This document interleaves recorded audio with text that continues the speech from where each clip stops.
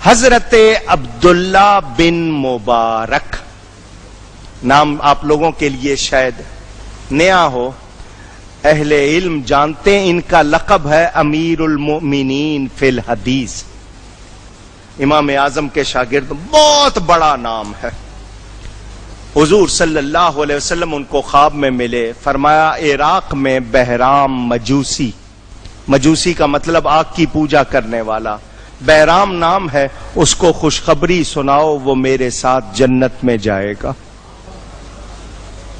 یہ جاگے عالم دین کہ وہ آگ کی پوجا کرنے والا، لیکن اتنا پتا ہے کہ نبی نے خوشخبری سنائی ہے تو نبی کی بات تو غلط نہیں ہوتی، شیطان نبی کی صورت اختیار نہیں کر سکتا، تو یہ ضرور نبی پاک کی خبر ہے، کوئی راز ہے۔ وہاں سے چلے، سفر کر کے عراق پہنچے، علماء ان کو جانتے تھے، لوگوں نے استقبال کیا۔ حضرت کیسے آنا ہوا؟ فرمایا بہرام سے ملنا ہے۔ ان کا وہ تو آگ کی پوجا کرنے والا پارسی مجوسی ہے۔ فرمایا ہاں اسی سے ملنے آیا ہوں۔ لوگ بڑے حیران ہوئے، ان کا شاید کوئی بات ہوگی۔ آپ اس کے پاس چلے گئے، وہ وہاں کا بہت بڑا مشہور تاجر تھا۔ آپ جا کے اس کی دکان پر بیٹھے، وہ تجارت میں لگا رہا، دیکھتے رہے۔ اس کو پیغام دیا کہ مسلمانوں کے ایک بہت بڑے عالم ہیں، تجھ سے ملنے آئے ہیں، الگ سے بات کرنا چاہتے ہیں۔ اس نے کہا یہ میرے سوداگر جتنے ہیں بیپاری، یہ چلے جائیں تو پھر بات کرتا ہوں۔ حضرت دیکھتے رہے، کوئی خاص بات نظر نہیں آئی۔ اس کے کمرے میں جب وہ لے گیا، آپ نے فرمایا میں بڑی دور سے سفر کر کے آیا ہوں تیرے پاس اور تجھے خوشخبری سنانے آیا ہوں، میرے نبی پاک صلی اللہ علیہ وسلم کو تو جانتا ہے؟ اس نے کہا تمہارے نبی کو کون نہیں جانتا، ان کو تو سب جانتے ہیں، میں مسلمان تو نہیں ہوں مگر ان کو جانتا ہوں اور ان کی عزت کرتا ہوں۔ کہ انہوں نے مجھے خواب میں مل کر کہا تو ان کے ساتھ جنت میں جائے گا۔ وہ سناٹے میں ہے، ہاں تو اے بہرام میں پوچھنے آیا ہوں، مجھے بتا تو نے کون سی نیکی کی ہے، مہینے میں، 2 مہینے میں، 6 مہینے میں، بتا تو نے کون سا نیک کام کیا ہے۔ اس نے کہا جی نیک کام کیا کرنے، کاروبار کرتا ہوں، کبھی کسی غریب کی مدد کر دی، کو کسی کو کپڑا دے دیا، پیسے دے دیے، اور کیا۔ حضرت عبداللہ نے کہا میں چل کے آیا ہوں اور میرے نبی نے خبر دی ہے، میرے نبی کی خبر غلط نہیں ہوتی، سچ سچ بتا دے۔ اس نے کہا نہیں مجھے، فرمایا سچ سچ بتا دے، کوئی خاص بات ہے۔ اس نے کہا اچھا۔ اس نے دروازہ کیا بند اور کہنے لگا میں آپ کو بتا رہا ہوں اس وعدے پر کہ آپ کسی کو بتائیں گے نہیں۔ فرمایا ابھی فوراً نہیں ظاہر کروں گا، تجھ سے وعدہ کرتا ہوں۔ اس نے کہا جی میرا ایک ہی بیٹا، میں بہت مالدار ہوں، آپ نے دیکھا، میں نے اس کی شادی کی تو بڑی دھوم دھام سے، بہت انتظام کیا، صبح کا کھانا کھولا اور کھلی چھٹی، جو آئے جتنا کھائے جتنا لے جائے، کھلی چھٹی۔ یہ نہیں ہے کہ جی اتنا ہی مل رہا ہے اتنا نہیں مل رہا، کھلی، کپڑے بھی دیے، برتن بھی دیے، تحفے بھی دیے، سارا دن لوگ چلتے رہے۔ رات، آدھی رات تک کھانا چلتا رہا۔ جب بالکل سب فارغ ہو گئے، میں نے خادموں سے کہا، انہوں نے بھی کھا لیا، میں نے ان سے کہا جاؤ سو جاؤ۔ میں بھی آیا اور اپنے بستر پر لیٹ گیا۔ لائٹیں تو اس زمانے میں ہوتی نہیں تھی، چراغ ہوتے تھے۔ ابھی میں لیٹا ہی تھا تو کسی نے دروازے پر دستک دی، مجھے اچھا نہیں لگا، خادم سارے سونے چلے گئے تھے ورنہ میں کسی کو بھیجتا کہ جاؤ دیکھو۔ میرے دروازے پہ آدھی رات کو کسی نے دستک دی، میں بڑا پریشان، کون ہے؟ میں تھک گیا تھا، لیکن میں جب آیا تو ایک عورت کھڑی تھی پھٹے پرانے لباس میں۔ اس کا لباس بتا رہا تھا کہ اس کے پاس پہننے کو پورے کپڑے نہیں، پھٹے ہوئے۔ اس کے ہاتھ میں ایک چراغ تھا جس کا تیل ختم ہو گیا تھا اور ہلکی سی وہ جو ہوتی ہے نا ٹمٹماٹی، وہ چیز اس نے چراغ میرے سامنے کیا، بہرام اس چراغ میں تھوڑا سا تیل ڈال دے، تھوڑا سا تیل ڈال دے، میرے بچے بھوکے ہیں، اندھیرا ہو جاتا ہے وہ اور روتے ہیں، روشنی ہوگی تو وہ تھوڑا سا آسرا ہوگا، اس میں تھوڑا سا تیل ڈال دو۔ بہرام کہتا ہے مجھے غصہ آ گیا، سارا دن کھانا کھلا ہوا تھا، کوئی پابندی نہیں تھی، کوئی روک ٹوک نہیں تھی، تو بھی آ جاتی، اپنے بچوں کو بھی لے آتی، جتنا چاہتی کھا لیتی، تو اب رات کے آدھی رات کے وقت آئی ہے۔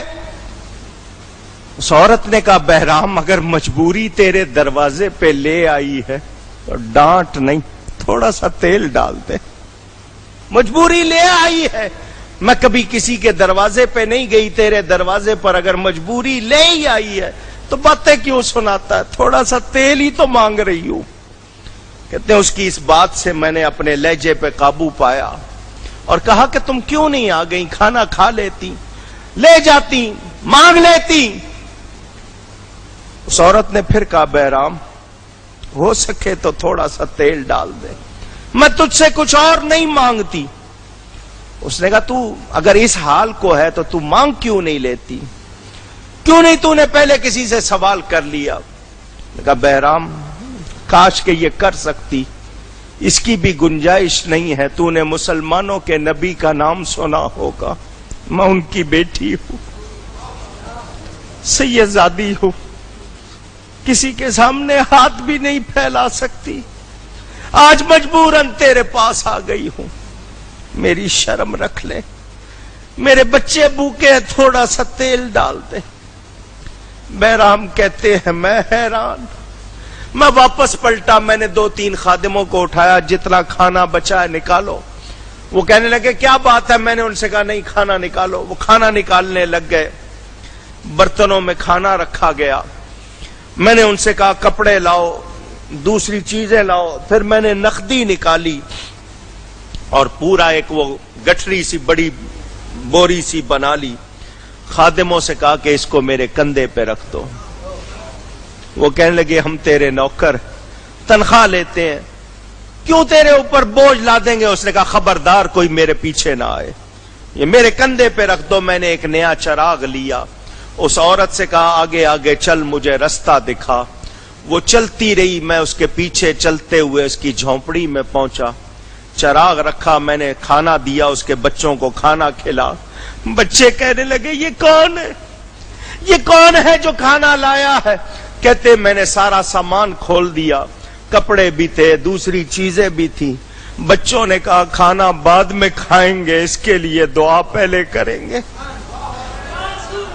اللہ اکبر, اس کے لیے پہلے دعا کریں گے. ان بھوکے بچوں نے, سیدزادوں نے دعا کی, جتنے بھی تھے بہن بھائی انہوں نے دعا کی اللہ تیرا حشر ہمارے نانا کے ساتھ کرے. اے عبداللہ تم اتنی دور سے سفر کر کے آئے ہو, تمہارے نبی کی وفات کو اتنے برس ہو گئے, وہ آج بھی دیکھ رہے ہیں, وہ آج بھی سن رہے ہیں. انہوں نے تم کو بھیجا ہے, میں تم کو گواہ بنا کر کلمہ پڑھتا ہوں لا الہ الا اللہ محمد الرسول. میں اس دین کو قبول کرتا ہوں. حضرت عبداللہ نے کہا میرے نبی نے کبھی بھی غلط نہیں کہا, انہوں نے خوشخبری دی تھی دیکھ تجھے ایمان مل گیا تو ان کے ساتھ جنت میں جائے. اس نے اپنے غلاموں کو بلایا, میں نے اسلام قبول کر لیا ہے, میرے پاس اب وہی رہے گا جو مسلمان ہے, جو مسلمان نہیں وہ جا سکتا ہے. کچھ نے اسلام قبول کر لیا, کچھ وہاں سے چلے گئے. وہ سب کے سب اس نے اپنی اولاد کو بلایا, لو میں مسلمان ہو گیا ہوں. انہوں نے بھی اسلام قبول کر لیا. بولو میرے نبی کی آج بھی مدد ہے یا نہیں ہے؟ جو تعظیم کرے فائدہ ہے یا نہیں؟ ایک غیر مسلم نبی کی اولاد کا ادب کر رہا ہے تو ایمان مل رہا ہے, جنت مل رہی ہے, نبی کا ساتھ مل رہا ہے. تو جو مسلمان کہلائے اور نبی کا ادب نہ کرے اس کو کچھ ملے گا؟ بس ایک ہی نسخہ یاد کرنا, نبی کی عزت کرنی ہے, ان کی تعظیم کرنی ہے, ان سے محبت کرنی ہے, اور اس معاملے میں رعایت. گفتگو میں مجھ سے کوئی غلطی ہوئی ہو اللہ کی بارگاہ میں توبہ کرتا ہوں. وآخر دعوانا ان الحمد للہ رب العالمین.